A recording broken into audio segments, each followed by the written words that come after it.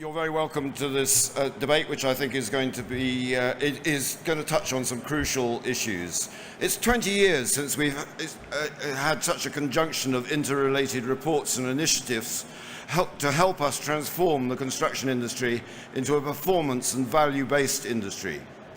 However, some good parts are both at the high end of global offices and at the local domestic scale. Despite those, generally our industry works in a lowest first cost, low skill, fragmented way with little performance verification, a situation that no other industry could survive. Following the Scottish PFI schools scandal, as documented by John Cole in 2017, we had the Grenfell Tower fire, on which Dame Judith Hackett has reported and government has undertaken to implement her recommendations in full, including, I think, interestingly, putting residents at the heart of the new system of building safety discussed. Hackett introduced us to a phrase that caught our collective imagination.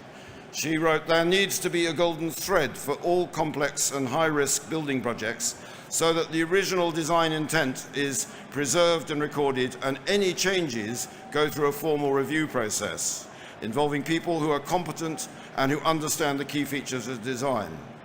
This radical and most welcome proposal would overturn most current procurement and delivery practices.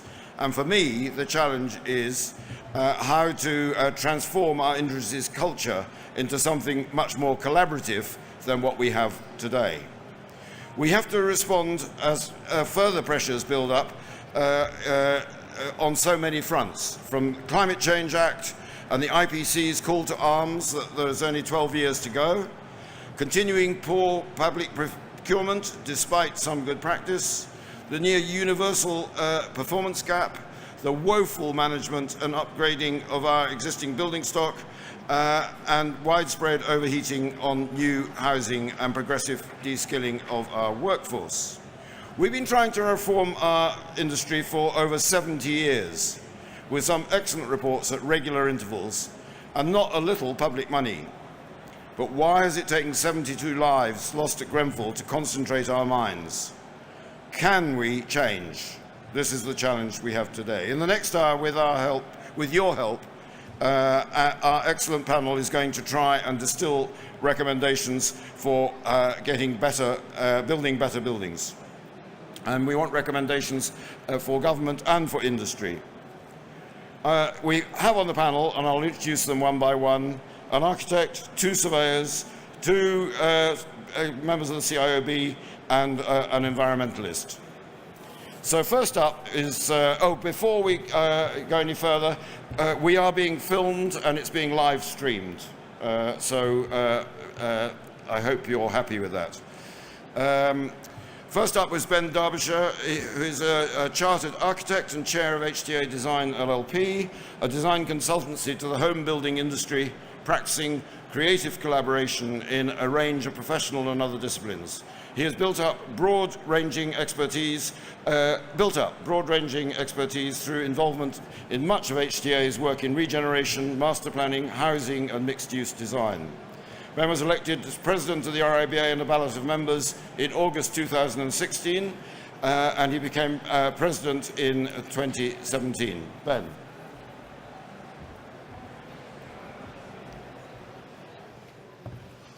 Thank you very much indeed, Robin. Just get myself sorted out here, and that's me. Quality is, of course, vital. However, it is a mercurial concept. Quality of what? The service, the build, the investment, and according to who? The client, the user, or the local community. There is no universally agreed answer, a gap that in a complex project environment can lead to conflict. Quality in performance and performance in the built environment has been my overarching theme for my presidency at the RIBA. And I'll be talking about some of the initiatives that we have launched as a consequence of that. And best quality, of course, is always relative to the available time and the best use of financial resources. Furthermore, the long-term quality of a built asset can only be judged years after completion, once it has proven its worth, not just commercially, but from the point of view of the public good that it has generated.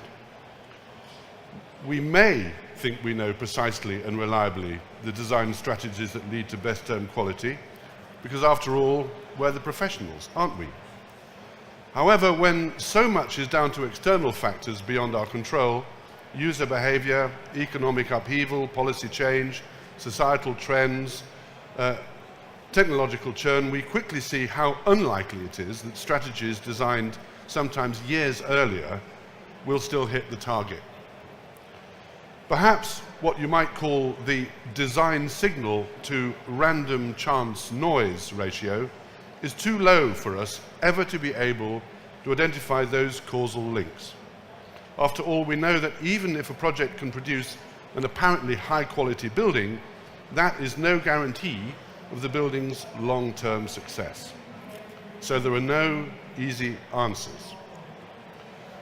Nonetheless, with so many global challenges mediated by the built environment and our commitment to work towards the UN's Sustainable Development Goals, we cannot let this complexity stop our ambition to improve the quality of outcomes.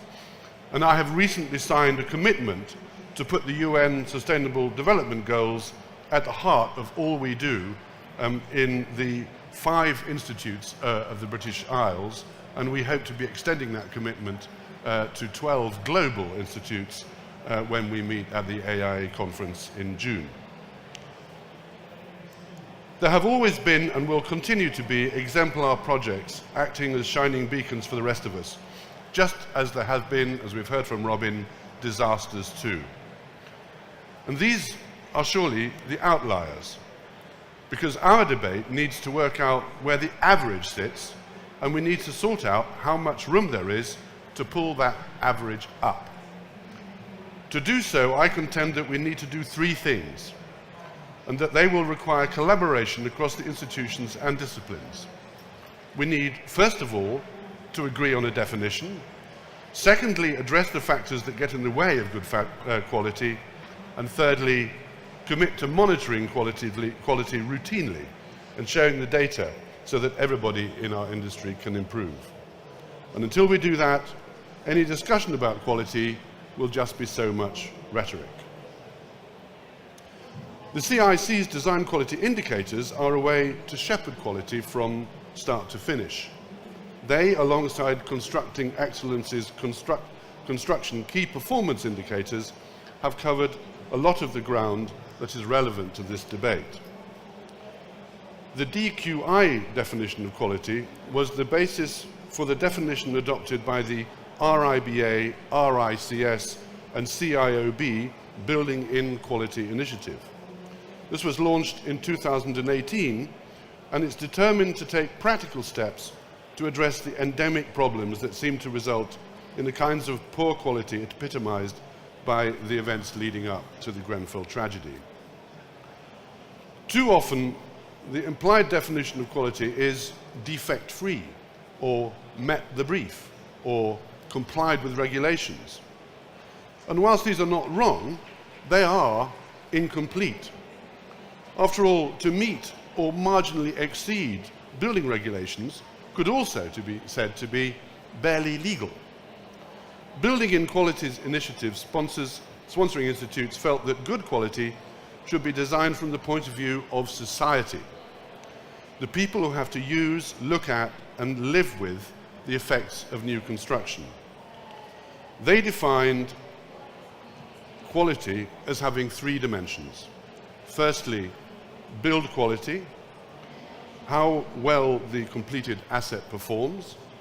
Secondly, functionality, how useful the asset is in achieving its purpose. And thirdly, impact, how well the asset adds social, economic, cultural and environmental value and improves human well-being. This definition is closely aligned to not just the DQIs, but also Construction Excellence's key performance indicators.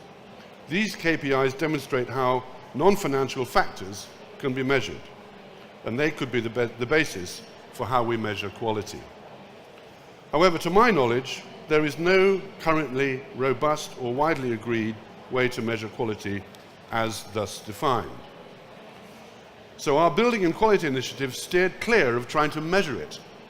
Instead, it proposed tracking risks to quality with a digital tool we call the Quality Tracker, which is currently being piloted. Essentially, it sets up a self-governing chain of custody, akin to Hackett's golden thread idea, to prevent quality objectives getting compromised in ways that damage best value. It focuses on 6 factors that, in the experience of construction professionals, tend to influence the likelihood of achieving good quality outcomes. And if you want to learn more, there will be a demonstration at 1:30 p.m. today in the Knowledge Forum here at FutureBuild. I'd encourage you to attend that. We know that sustainable solutions probably require more fundamental change, and that there are promising signs in BIM, alliancing contracts, integrated project insurance, and all of that. The Quality Tracker sits alongside it. It's meant to be a straightforward, streamlined, easy to adopt, practical tool, whilst those other ideas mature and become more widely adopted. Because we need better quality now, not years down the line. The objective is industry-wide, improvement for the long-term benefit of society. My first 2 contentions will have limited effect if we do not also commit to monitoring projects and sharing the resulting data. Importantly, learning from them. And while we stand today in our stubborn professional silos and our fragmented and transactional procurement landscape, we must set our sights higher. The case is both persuasive and likely to benefit everybody after all. The professions face existential threats, and society faces enormous global challenges. So pushing for best quality within the bounds of best value, of course, is merely enlightened self-interest. This cannot be left to the market. There are other ways. Firstly, reporting measures of quality can and probably must be made mandatory. There are precedents for this in the UK. For example, there are statutory requirements in place for larger companies to report their energy use and carbon emissions. Alternatively, there are best practice routes for improvement through the use of voluntary industry or national international standards, many of which can be third-party certified, examples such as ISO 9001 and many others. I believe the professional institutes should encourage reporting as a condition of membership. Since we hold our members to high standards, it would be difficult to argue against initiatives that result in better quality. So the Quality Tracker is just part of the solution. It's being piloted now, and so it is still in development, but it has been well received, and our findings indicate that the RIBA shall certainly have much to encourage our members in using it on completion.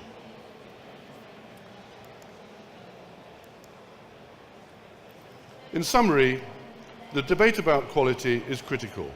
It addresses major issues that affect everybody on the planet. If we want to do something about that, the industry needs to come together to work as one.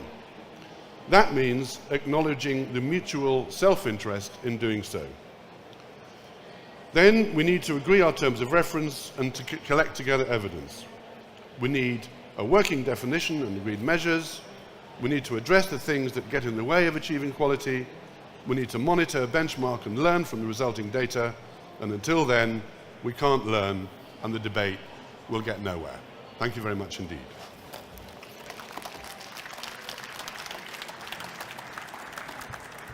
Thank you, Ben. As you said, there's no easy answer, but I'm always heartened when there's a proposition that involves 3 or more of our professional institutions working on something together. Now, Paul Nash, our next speaker, was for was for over 30 years. Paul Nash has worked for leading contractors and consultants and has advised property owners, developers and funders in the UK and internationally. He was president of the Chartered Institute of Building from 2016 to 17 and is now chair of the CIOB's Construction Quality Commission, investigating the issue of quality in construction and what needs to be done to improve it. He's a member of the Industry Safety Steering Group that is providing strategic level oversight of cross-industry delivery work on the government's building safety programme. Paul Nash.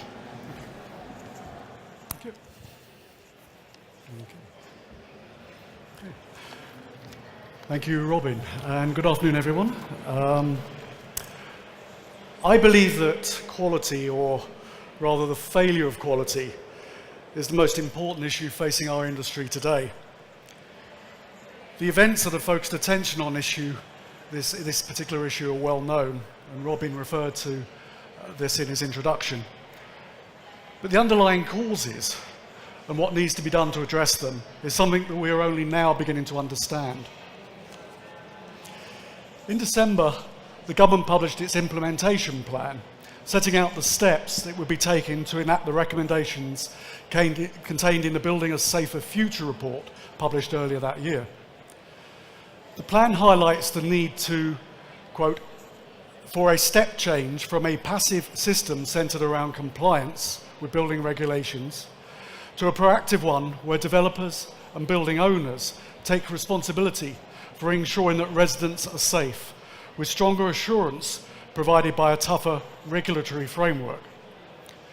The plan also announced the establishment of an industry safety steering group to provide support and constructive challenge to industry and determine what action is needed to accelerate culture change in the industry.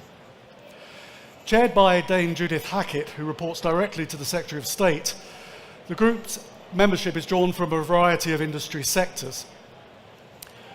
As a member of the group, it's been important and informative for me to listen to the views of those who look on our industry with fresh eyes and to reflect on some of the questions that the report raises about our industry. What is clear is that there is a need for a behavioural and cultural change in our industry. And I want to talk briefly about 4 of the key areas where change is needed if our industry is to make the step change envisaged by the report. Firstly, under the current building regulations, we have a system of approved documents that are open to interpretation, which in the concept of something as important as fire life safety is quite extraordinary when you think about it. Furthermore, we have a system in respect of those regulations that enable those who advise clients on how to comply with the regulations to also provide the statutory approval. Now, whether it's palatable to hear this or not, the fact is that in some cases this has driven a culture of compliance to minimum standards and no mechanism by which challenge is possible to ensure that the right standard is provided and a building is provided that's safe for those who are going to use it. This is one example of what Dame Judith refers to as the race to the bottom. Secondly, we have a procurement system where best value more often than not means lowest cost.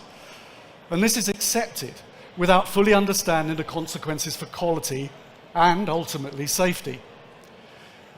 This inevitably asks questions of those who are responsible for procurement and, importantly in our industry, those who advise them, particularly when design and build is so prevalent and the concept of value engineering is so poorly understood by those who promote it. The pursuit of cost at the expense of quality is another example of the race to the bottom.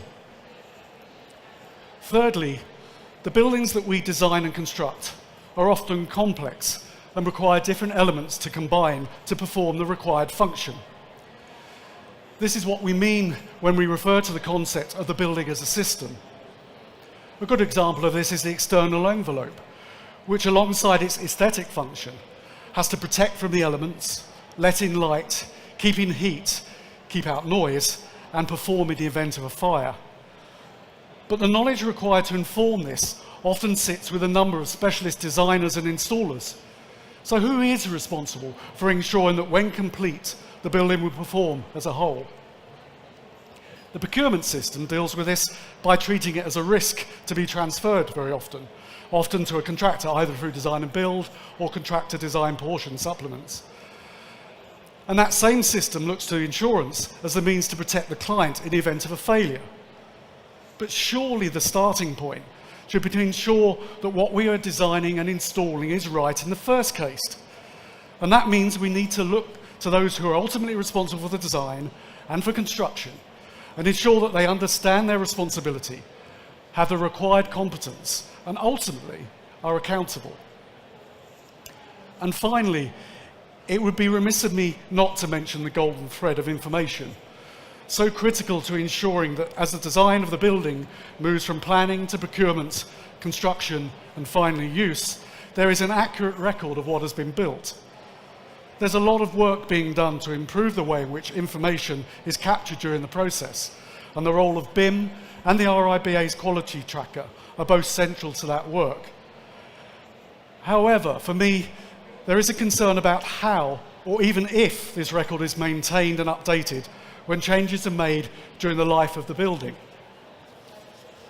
The evidence would suggest that there is a lot of work to be done on this by those who are responsible for managing buildings on behalf of owners and occupiers, something that will become clearer with the intention to impose statutory duties on this role under the new regulatory system. This is a great industry. The buildings we create and manage are not only key to our productivity as a nation, they also affect the quality of life for so many people, and they are the legacy that we leave behind for future generations. But when we get it wrong, the impact on people's lives and livelihoods can be catastrophic. And somewhere along the way, we seem to have lost sight of that. We need to get back to a place where, as an industry, we take pride in the work that we do and recognise that what we do and how we do it matters. Put simply, we need to focus on being the best that we can be. And that means thinking and acting differently to create buildings that we can all be proud of to a standard that people have a right to expect. Thank you for listening.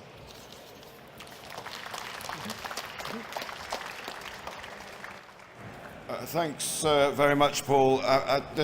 When we get to the discussion, then it would be good if you started thinking about questions as well as recommendations for when we finish these presentations. Cultural change is such an interesting and challenging thing that you raise. Now we have Stephen Thompson, who is chartered quantity surveyor and spent most of his life in private practice. In 2016, he joined the RICS staff with a particular focus on the UK built environment sector. He's closely involved in setting RICS QS standards to ensure that the profession and the industry provide quality services to their clients and stakeholders. He's part of the team that drafts the JCT construction contracts, working in collaboration, that word, across the industry. Stephen.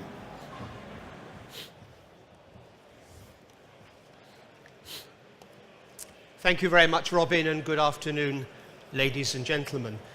As a representative of the RICS, I better jolly well start with a quote from the immediate past president of the institution, John Hughes, who was one of the three who signed the memorandum last March and wrote one of the forewords to the Building in Quality report that has already been referenced, and here it is in hard copy. And John said, amongst other things, quality in building should not be allowed to be quietly dropped if other financial pressures come to bear. Now, as has already been mentioned in the brief introduction, most of my career has been spent as a QS and a project manager. And I recall hearing at a recent seminar when someone was talking about private sector development. And she said, she was the commercial lead, she said, it's all about the money.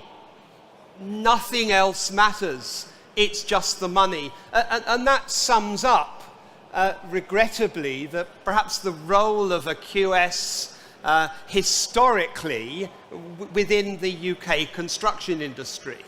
The keeper of the purse and the one that says to the architect and the other designers, no, you can't have it.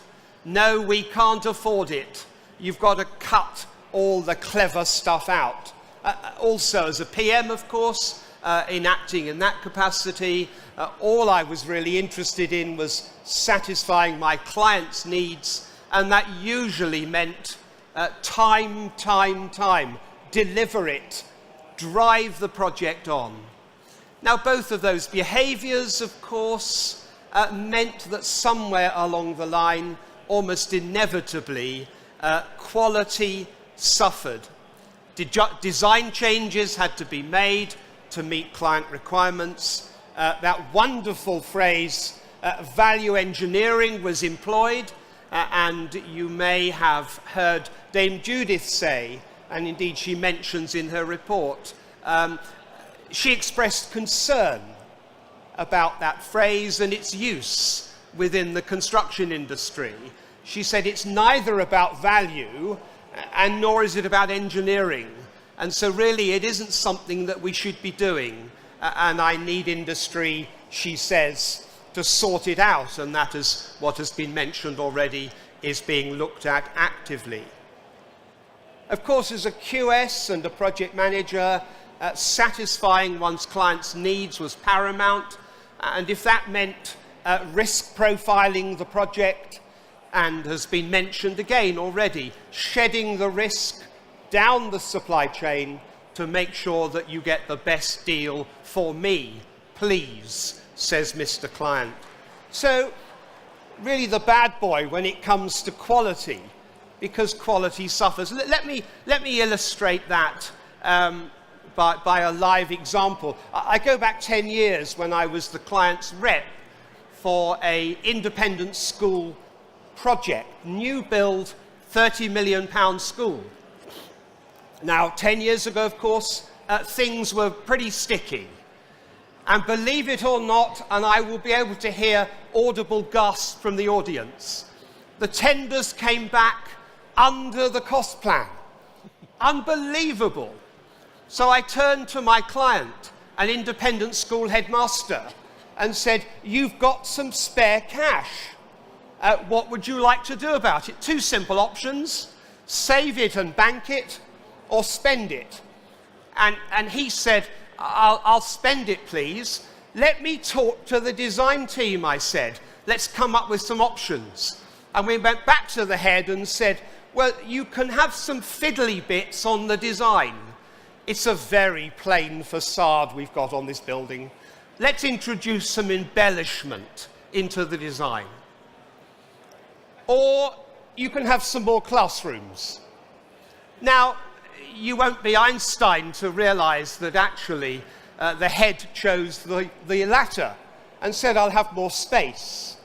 That sums up, for many, certainly in the private sector, the driver, the fact that quality build, well, that would be lovely, but actually, let's look at operational reality. Let's look at satisfying my needs. Now, that perhaps is a silly example because it talks of quality in terms of architectural niceties.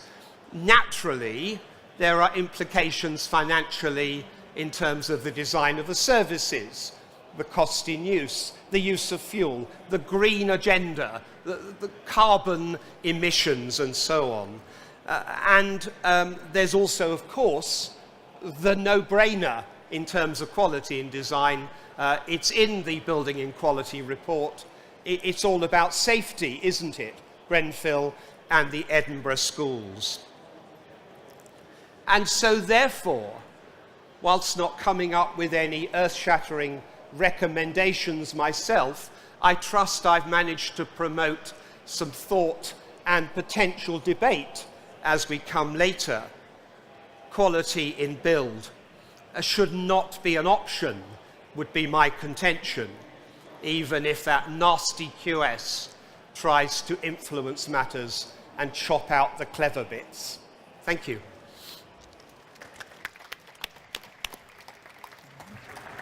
I think self-deprecation is a wonderful national sport, actually. So I'd like to introduce Lynne, who is a chartered environmentalist and a director of Lytton Consulting. She's a sustainable built environment expert who specializes in collaborative approaches to design.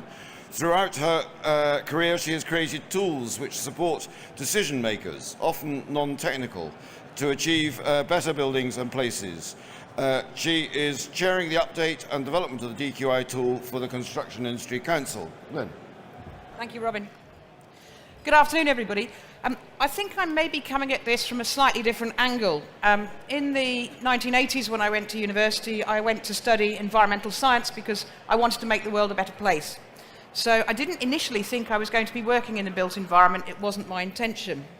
I did a number of jobs exploring where I could make a difference. Two in particular come to mind. One, I was a trainee paramedic in West Yorkshire, and I saw people burning their floorboards to stay warm because they lived in cold, dilapidated houses, and getting injured because they fell down between the joists because they had nothing to walk on. I saw people who had been laying on the floor for 3 to 5 days before they were found, sometimes in front of a fire, because no one went to visit them. No one walked past their window. No one saw that there'd been a real tragedy taking place in someone's home. I saw a number of people in parts of a town in Bradford in West Yorkshire who couldn't get a job because of their postcode. So if they wanted to apply for jobs, they had to get somebody else's address to apply from because they wouldn't get a job. And this seemed very wrong. And I moved out of the paramedic area to become a community environment worker in inner city Bradford, where I realised really quickly that asking people to care about the wider environment was a complete irrelevance if they were hungry, or if they were cold, or if their children didn't have a playground in a school. In fact, what they had often was a derelict site that had been roughly cleared with a bit of tarmac shoved over the top. Very quickly it occurred to me that actually places make people, but also people make places. This isn't just about being done to, with stakeholders being done to by professionals. This has to be a dialogue about what people think creates a quality environment. It's not just floor space, bedrooms and costs. It's lives, livelihoods and futures. So to click on, I think that gives us a good first question. What is quality? Arguably, I think as other speakers have said, it varies by project, and it's very hard to measure. Does anyone know what constitutes a 7-star hotel? Or is it some bloke in Dubai just saying mine's better than yours and more expensive?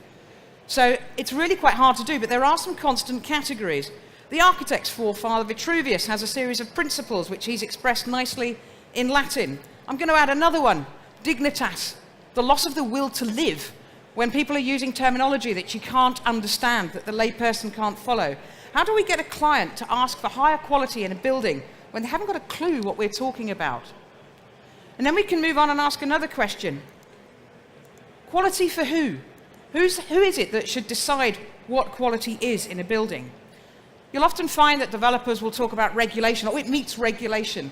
But regulation is supposed to be a minimum, not a ceiling, but it's treated as a target, not something to exceed. We have to get around this. This can't happen. And when we're having conversations about quality, who are we talking to? We often have binary conversations. The design team go out and talk to one stakeholder at a time. So the design team becomes the arbiter because no one stakeholder has to listen to another. The cost guy doesn't have to listen to the heart surgeon. The heart surgeon doesn't have to listen to infection control. Infection control doesn't have to listen to the guy who's going to have to clean up at the end of the day. So we have all these binary conversations. We don't actually share what we know. So we have a single arbiter in a design team often who makes the decision about who trumps who, whose voice is loudest. And sometimes that means with a very, very strong stakeholder, one of the big guys, if you like, their ideas will get through because they've got the loudest voice or they've got the checkbook. And in one experience that we've had recently, a beautiful facade was built that no one can actually see because it's obscured by something else. And that is where I would argue that value engineering does have a point, a functional point. Not just about stripping out cost, but it is about looking at whether you actually need some of the things that we put in. So how is quality maintained in delivery then? You've probably seen a cartoon like this before. It's a nice variant. The communications breakdown. It's an amusing allegory of how design intent doesn't actually get delivered. But it only goes as far as the delivered project. Where's the feedback from the user in this diagram, in this cartoon? And how does the guy that maintains it, or repairs it, or refurbishes it, how does he know what it was meant to do in the first place when it's so different by what was originally proposed? And this fragmented delivery chain is a real problem. You've been there, I'm sure, in the minor sense. You take on a house, you're trying to put up shelves where a previous owner has done a mate's race extension. And you've got no idea what the wall is made of. And you put the shelves up, and a couple of days later they fall down because you used the wrong rule plugs because you've got no idea. We can obviously take this up to much worse examples, much more tragic examples, like Grenfell, where it would appear that people didn't understand the original design intent. So when changes were made, they had catastrophic consequences. Why is it that Amazon cares more about my feedback than someone that's built a building? This is another really serious question. I bought a book last week from Amazon. I've been asked 8 questions about that book. It's like resitting an A-level English literature exam, quite frankly. They've dug in. How quickly was it delivered? Do you like it? Would you recommend the author? Is it a compelling story? Great, I'm really pleased. But why aren't we doing that as a construction industry? Why aren't we asking people what they find in buildings? Does it work for the user? What do we get back from it? So when I came across DQI a couple of years ago, I was quite excited because it involves users. They have a key stake. They get involved. And I'm going to talk about DQI in more detail now. A nice quote from a client. It puts everybody in the same vehicle for the whole of the journey. It gives everybody a voice. What it does is identify the right stakeholders, and that could be anybody right through from the cleaner through to the heart surgeon, all the people I talked about earlier on for a health project. And it engages them in a series of workshops. And what they do in those workshops is have a series of prompts in terms of questions to help them identify what quality constitutes for that project. And also it enables them to learn from previous projects that have either been done for the same client or have been done by the same design team, so we can build experience through. The independent facilitator makes sure that there isn't a loudest voice. That's really important. Everybody gets a voice, but it's a consensus decision. And it's a highest quality consensus, not a lowest common denominator. The stakeholders then collectively track the indicators that they've chosen through the design. They view a design at several strategic stages, and they ascertain whether or not they believe that their quality requirements are being met. And if they're not, the design team has another look. The other things that you get from DQI are quite useful. It helps the client and the stakeholders. It takes them beyond what they already know. It helps them think more widely. You get a much better brief, often a real problem for the people working in design. You've got a terrible brief. You've got to try and guess what the client wants, and the client's not exactly sure. The client is 8 different heads, 8 different perspectives. You do get risk reduction, design risk reduction, because hopefully things don't get missed. You don't find a stakeholder suddenly pop out at the last minute and want something changed. Infection control coming out when you're in the middle of detailed design, for example, if we're talking about hospitals again. It gives the client's board assurance that independent appraisal has been carried out. And a quote from health, it produces a better brief, a better building, and better outcomes for users. There is a generic DQI which was developed back in 2002. There's one for schools and there's one for health. And they've been tested very extensively. The DQI for health is still being used extensively in the health industry. The people that put those, the question sets, the indicators together for DQI came from across the industry. But it did happen some years ago. So we're still learning. There's a new steering group been put together recently, of which I am the chair, to look at reinvigorating DQI. So Stephen Hodder is the incoming chair of the CIC, which represents all of the institutes in the built environment. Sue Morgan from the Design Council, the new Design Architecture and Built Environment Director. Jim Chapman, who's an architect and DQI facilitator. Phil Smith, who's an NHS client. Anne Bentley, who's a quantity surveyor, Procuring Excellence and the Construction Leadership Council. And me, and I'm independent, although I work with the Edge a lot. These are the things we're trying to do. I won't read them through because I'm sure you can all read, and that's rather annoying. So these are the clients that are already using DQI, and we're collecting some feedback from them. The types of projects we're working on are these. So you'll see that we have a large cross-section at the moment, but there are some questions that we need to ask around that, along the lines of, we've got bespoke versions for 2 sectors, is that enough? Should we be targeting other sectors? Are we intervening in the right points in the design delivery process to make sure we're checking quality? And these are some of the questions that we're going to ask. So if you're interested, There will be an online consultation quite shortly where we ask people to help us shape the next tier of DQI.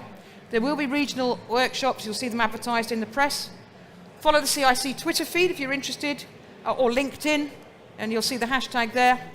Or you can get in touch with me directly at the email address underneath.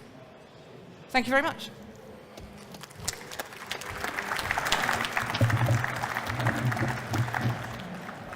Thanks, Lynne.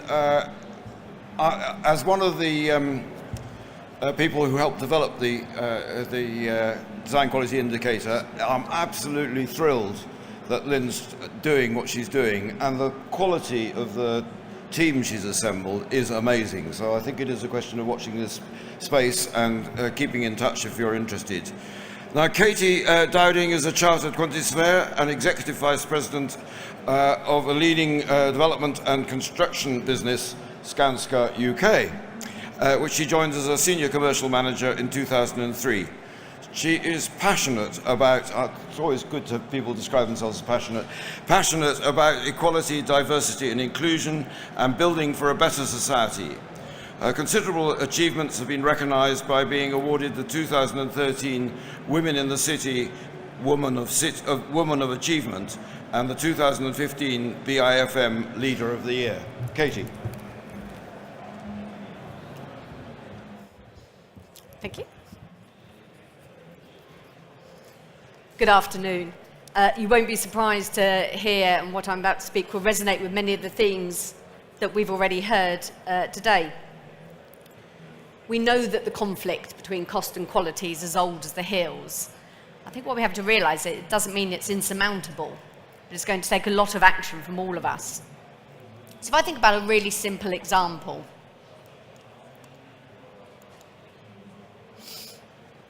let's take the pencil versus the pen.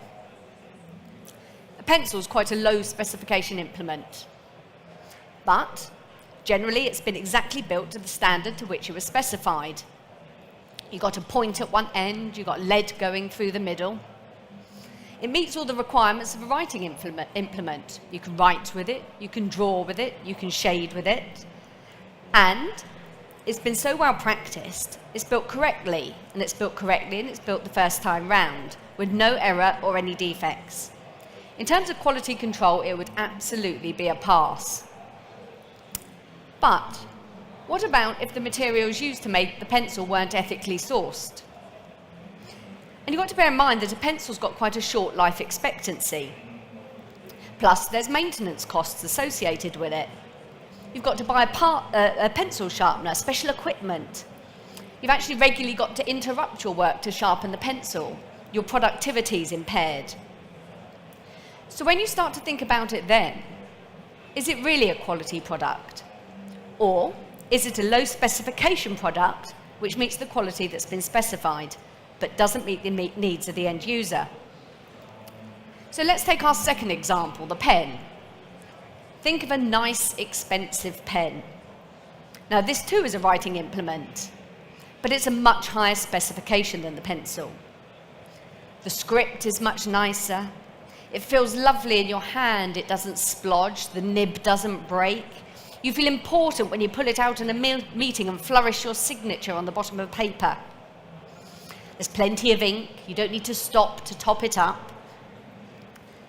But what about, and perhaps maybe even the materials it's made from have been ethically sourced. It's got a great pedigree. It's an absolute pleasure to use it. But maybe there were some errors in production. Maybe as it went through the process, bits were chipped or dented or scratched. The nib dropped off, the end dropped off, it had to be replaced. And it cost more than the anticipated budget, which meant it arrived at the end user late.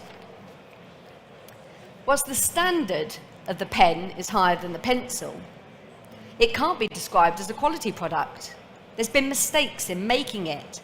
There's been extra costs and delay as a result. So although the pen eventually does meet a higher standard, it does mean that the cost of the initial poor quality has been reflected in the price. So actually, really, could either of those be considered as a quality product? So, how does construction measure up? If we can eliminate production errors, get things right first time, deliver products that meet the specification, we're going to be able to get more for our money. And thinking about the example earlier, that more for the money could be more classrooms or it could be a fancy facade. Better production quality means customers can get a higher specification product for the same price, and they can specify what that higher requirement is. But as we stand here today, the prices that the construction industry give to our customers include the cost of putting right the poor quality work. That means it delivers projects of a lower specification because it has to take into account the poor cost of quality. Poor quality work costs the industry between 15 and 20 billion pounds a year. That's another crossrail. If the quality was improved, we could cut the cost of construction, or we could deliver higher quality products for the same amount of money. So, what could this mean for our clients and end users?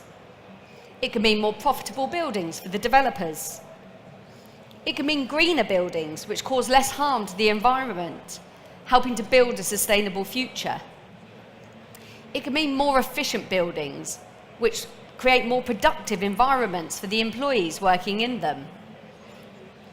It can create a virtuous circle of growth and benefit. It can shorten construction programs.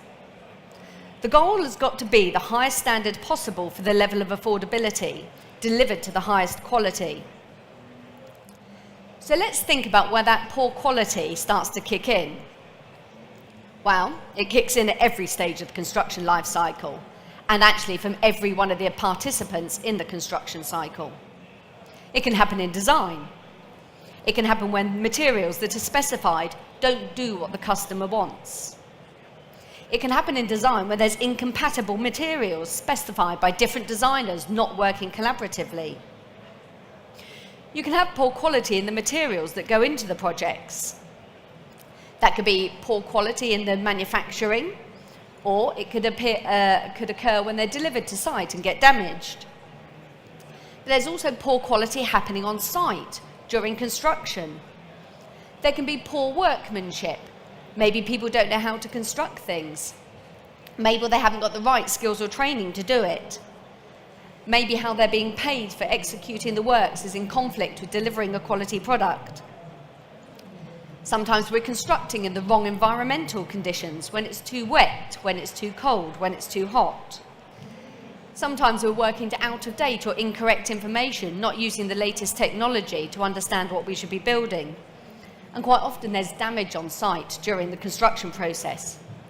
The list goes on. But delivering poor quality work is in nobody's interest, but everyone's responsible for it. So, what's the cause of these quality issues? For me, in a word, it's fragmentation. There's fragmentation across the construction industry, and to date there's been little leadership on quality, which has meant that there hasn't been a united drive to increase quality, share best practice, and learn from our mistakes. But then you've also got fragmentation across the life of a project.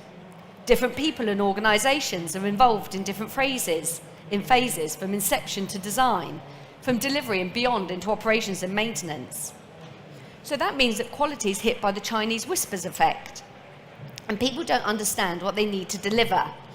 And delivery and operation can have conflicting objectives.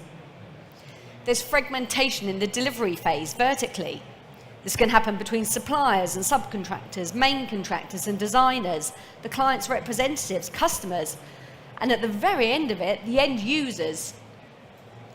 When these groups don't have a shared objective, which is often the case, it creates the opportunity for misunderstanding, misinterpretation, and conflicts of interest. So what's the solution? Well, we've heard a lot today already about the golden thread. A golden thread which ties the industry and customers together, supported by a fundamental shift in mindset and approach. There needs to be clear alignment of values and objectives on a project. There must be a common understanding of desired outcomes. The level of risk and reward should reflect this. When all of that happens, quality can be raised because everyone is acting together in the common interest. The construction industry should follow 3 key recommendations to allow this to happen. First of all, we should learn from the collaboration models developed in the infrastructure market.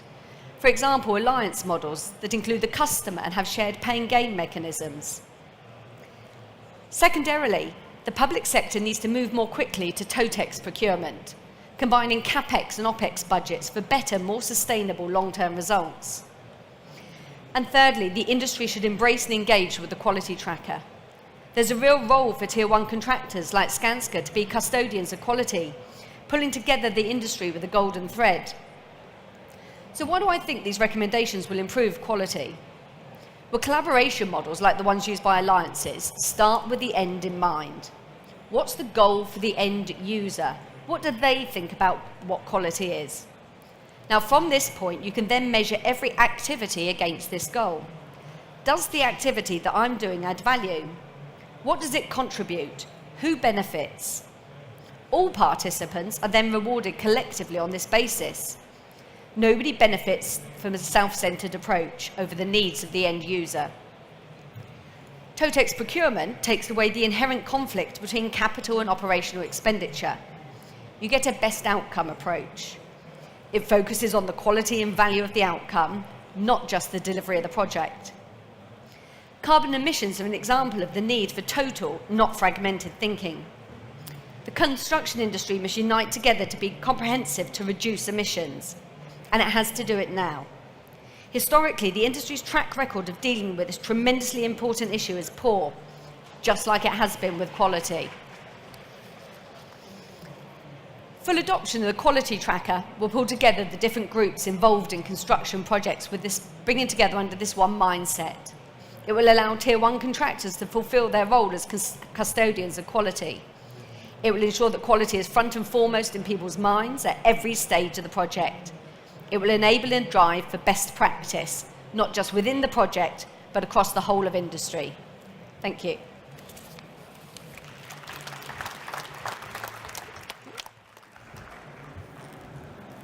Thank you, Katy. It's just so tantalising, isn't it, that the better quality is just there for us to get hold of, but how do we get it? Anyhow, that's for discussion later. You've got to have your questions. I'm really interested in questions from younger members of the audience too, because it's your future industry that we're talking about. Neil Jefferson, our last speaker, and I have to congratulate all the previous speakers on keeping to time, thank you, was appointed as a Chief Operating Officer at the NHBC, National House Building Council, in November 2017. His previous roles included Managing Director, Business Development Director, and Regional Director. He was also Chief Executive of the Zero, and really important for this conference, Chief Executive of the Zero Carbon Hub from 2008 to 2016. And prior to that, Managing Director of the National Centre for Excellence in Housing. He is a chartered builder. Neil.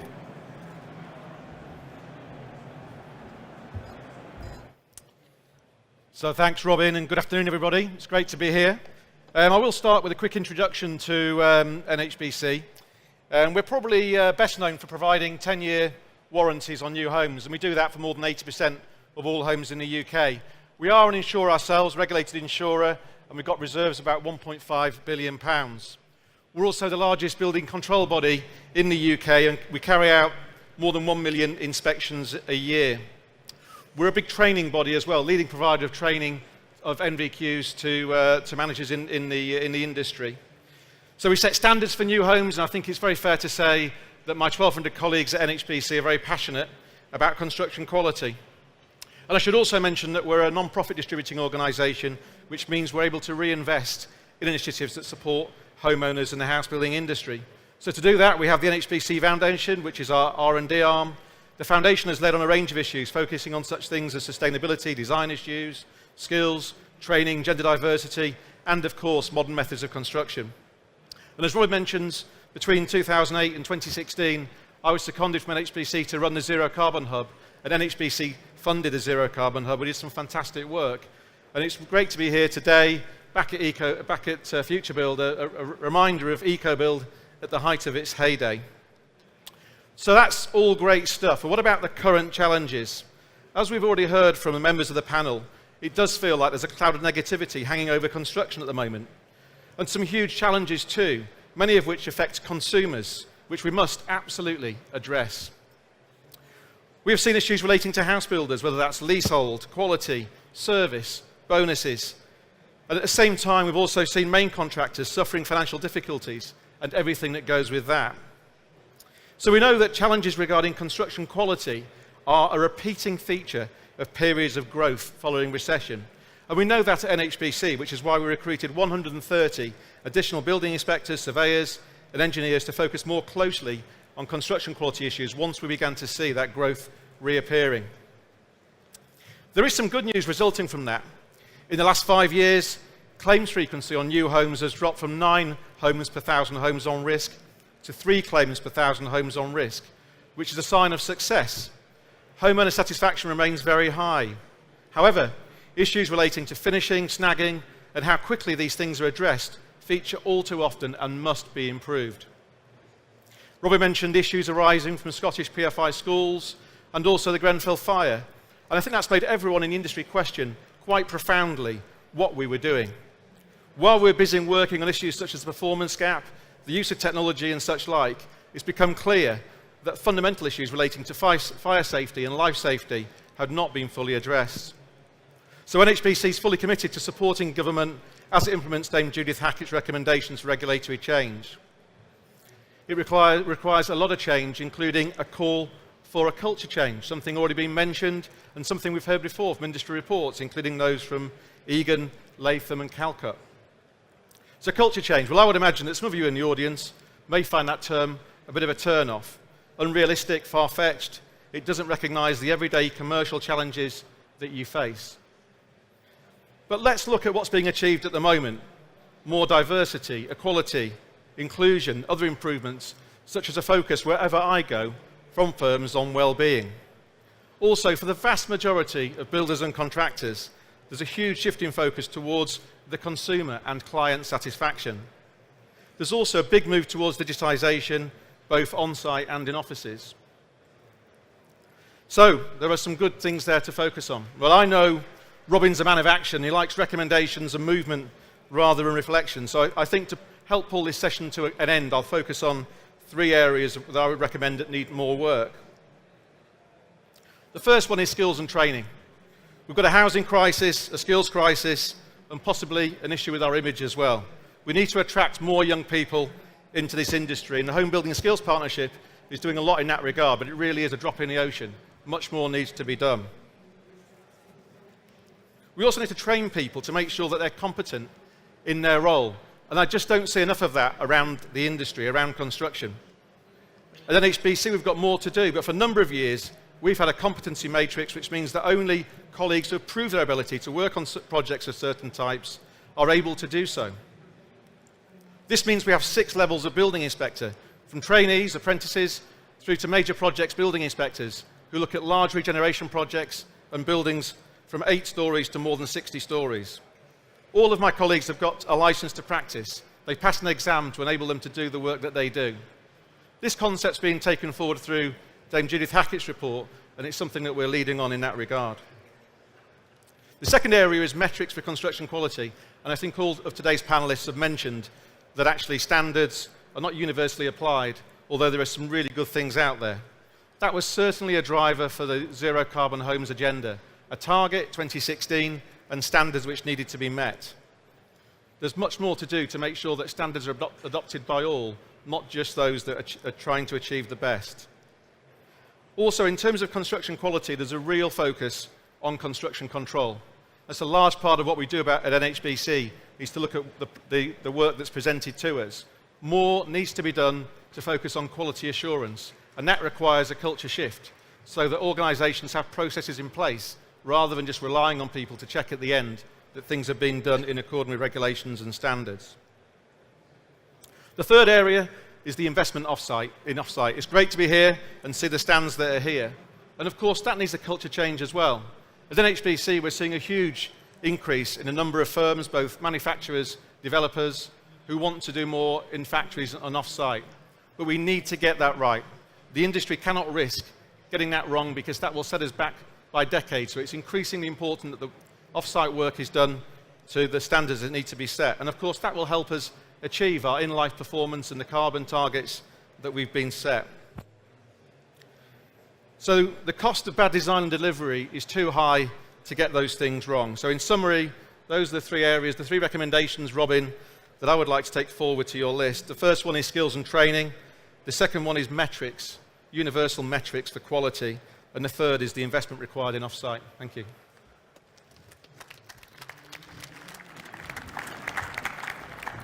Thank you, Neil. That's very good. I have to confess I'm a fan of the NHBC because I was on the board for 8 years. It's a really interesting organisation. Right, it's your turn. There are some roving mics at the back there. So hold up your hand if you've got a question, or better still, a recommendation, especially if you're under the age of 40. But there's no bias here. We've got one here. We've unfortunately only got about 8 minutes, so we keep it as quick as you can. Yes, so my question is very straightforward, and I'll tell you why I'm making the question. So I've been... Sorry, could you say who you are? Oh, sorry. My name is Nicholson. I'm from Young Practice. I've been working for lots of public clients, and so big projects, all design and build, for about 15 years, different projects. Some of them, they scooped some prize and some awards, so they didn't end up too bad. But they left the team very frustrated, always trying to defend the design and, you know, get into the direction. So my question to you is, I know I'm not the only one left frustrated by DNB. Can we not think about different type of contract for public buildings? Who's going to grab that one? Paul. Happy to? Yes. So the answer is yes, the short answer. I mean, there are a number of procurement methods out there, and ultimately, very often it comes down to risk. It comes down to the client's appetite for risk, their experience and expertise, and to that extent, they're in the hands of their advisors. So actually, it's a question really for those who are advising clients as to which is the most appropriate procurement method. I always say, you know, people fixate on D&B and the problems of D&B. I worked for 10 years in my early career for a design and build contractor, and you know, in most cases, as a method of delivering a building, certain types of buildings, I should suggest, it's a perfectly successful. It can be very successful as a method of procurement. But ultimately, it does come down to that point: is you still need to ensure that the design quality is maintained throughout, and you need to ensure that people understand, as you move from design into procurement and delivery, that quality is maintained. And I think sometimes where that gets lost is when, and I'm sure Ben will have something to say about this, when you then divorce the architect from that process during the design and build process. So that continuity from a quality perspective, and it comes back to this idea of the golden thread, is key. So, you know, design and build as a procurement method, I think, is fine. As I say, ultimately, you have to view it as a risk transfer model, which originally came about because of, you know, the issues arising when design was separated from construction and the problems that caused. So, step back from that and say, well, how do we actually ensure that the quality is maintained from the original concept design through the process into the build? Okay, Katy, you talked about alliancing. Do you want to respond? Yeah, absolutely. And I think for me that's key. The sooner we can bring the parties together and actually focus on outcomes of our buildings, rather than, dare I say it, sometimes just design for design's sake. You know, the purpose of the design should be to deliver the outcome for the end user. So whether you're building a hospital to heal people, a school to educate children, or actually an office for people to work in. And I think we need to get that focus in the end user outcome. And then I think you can actually achieve one of the objectives. One of the key objectives of design and build in the first place was, of course, reducing construction times, as opposed to being linear, design it, then build it, overlapping the two. But then actually what we're having to go through loops of change and redesign, because as we go back through the chain of communication to the end user, we realise the building's not really fulfilling their needs. If we bring that together in a collaborative way, through something like an alliancing model where people are rewarded on that basis, we're going to get the reduced construction times, but actually a real working together for an outcome. So I would be a huge advocate of collaboration. And Okay, Ben, you wanted to say something. Yeah, just can I Keep add? it quick. As a housing practitioner, I think design and build has been the scourge of the industry. I think it has basically been the enemy of accountability. I think the salami slicing of the process through a poorly run, and many of them are poorly run, design and build contract means that nobody particularly has a care for quality outcomes. The quality tracker is partly an attempt to restore through that process this golden thread of quality, by means of which the team meet at every point where there could be a disjunction in the process and say, hey, if we change the cladding from this to that, what will be the quality outcome of that? That is the intention of the quality tracker. So if you're lumbered up with design and build contracts, I'd very much like you to give it a go. Okay, we're ridiculously out of time because we had 6 speakers, and although they kept time, we're kind of nearly there, and we've got to. I've got to ask you each. I know you gave me three demands, but I want a demand for government, a recommendation for government. Give us one, Neil, and work our way back down. I think one of those is coming, actually. It's come up through answering this question. It's regarding accountability of those working on projects. Who is responsible, responsibilities. Paul covered it in his presentation. So that some of that clarity needs to come forward through the implementation of the Hackett review, Robin. Right. Katy? earlier engagement. Right. With government showing us showing the way? So I think engaging with the providers, the constructors and the contractors and the designers, and actually talk about what they're trying to achieve before they spend 2 years coming up with a design to realise it doesn't fulfil their needs. I guess you'd endorse that, Lynne, but what would you recommend? Very much so, but with a government-led project, mine would be help us upskill the client. An encouragement to look at procuring for value. It's been said already, but it's there as a key requirement, in my view, not just the build cost, but the whole life of the building cost in the original decision made by government to spend. Thank you. Paul?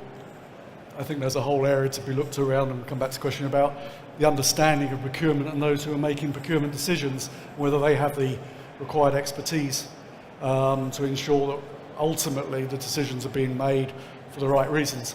So yeah, I think there's a whole area around government procurement and more widely in the private sector as well. Okay, Ben?